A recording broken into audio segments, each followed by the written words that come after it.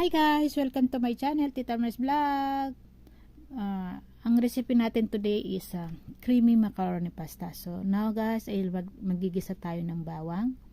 Tapos maglalagay din po ako din ng butter guys, para maging talagang masarap po siya. So ngayon nga po guys, nailagay na natin ng 3 na slice na butter.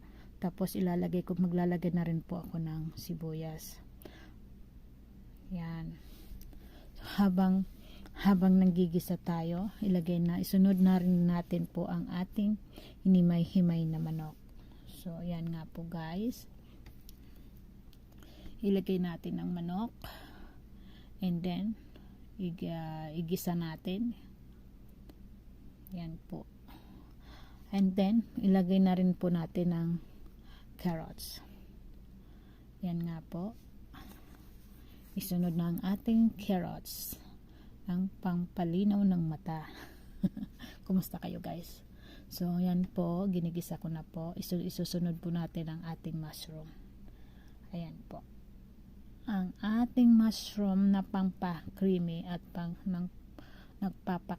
nagpapasarap sa ating macaroni. Yan po. Yan, shout out pala sa mga nanonood, and sa hindi pa po nakasubscribe sa aking channel, paki-click na rin po ang bell button para updated po kayo sa next na video. Ayan po guys, nakailagay na po yung ating macaroni. So, igigisa din po natin dyan.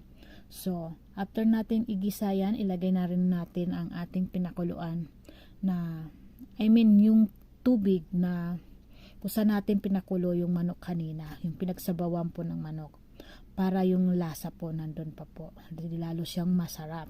Tapos madadagdag na rin po ako dyan ng tubig namin, mainit na tubig na rin po ilalagay ko para agad-agad po siya kumulo. So yan nga po guys, nailagay ko na yung pinagsabawan ng manok kanina, then nag-add na rin ako ng tubig na mainit. So maglalagay po ako dyan ng powder na mushroom para siya lalong ma-creamy po guys. So maglalagay rin po tayo ng paminta at asin. Yan, luto na.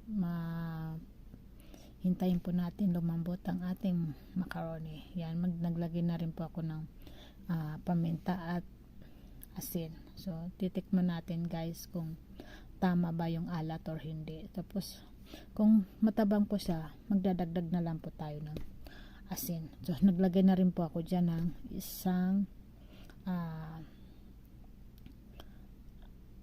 nor cube na chicken, and then nilagay ko na rin po ang corn, yung mais. Ayan guys, malapit na po siyang maluto. So mag-a-add po tayo dyan ng yung creamy na na mushroom.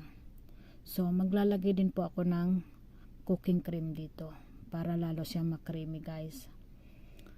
Yan nga po, promise guys, subukan nyo po lutuin tong recipe, napakasarap po. Same lang po sila ng sopas, pero ito po is mas masarap po sa sopas.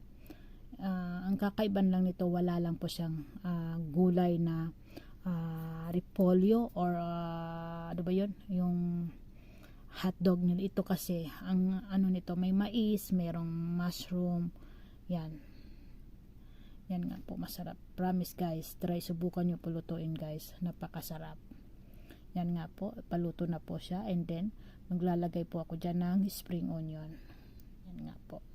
So, sa lahat po ng hindi pa po nakasubscribe sa aking channel, please po, paki-subscribe na lang po, paki-click na lang po ang bell button para updated po kayo sa susunod na recipe natin guys. And maraming salamat po guys sa pag-support sa aking video. Bye and God bless po.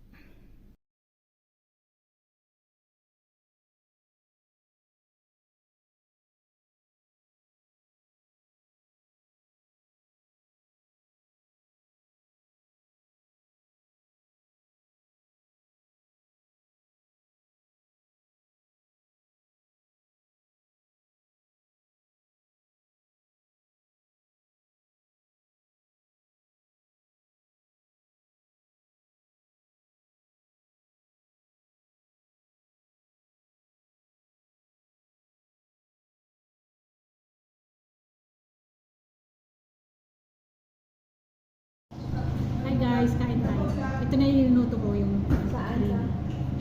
Yung mga dahon ng mga saging? Kain tayo guys. Yung mga ano ba, yung mga tawag?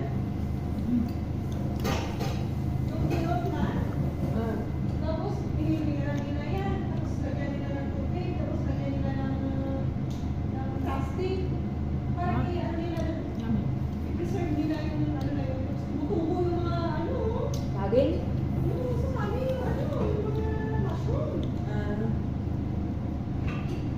Galing ng isip na ano ba? Sa amin, marami kayong ganyan. Sa gano'n. Tapos, bibenta mo, di ba? Sarap.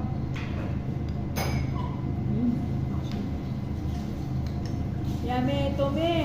May to.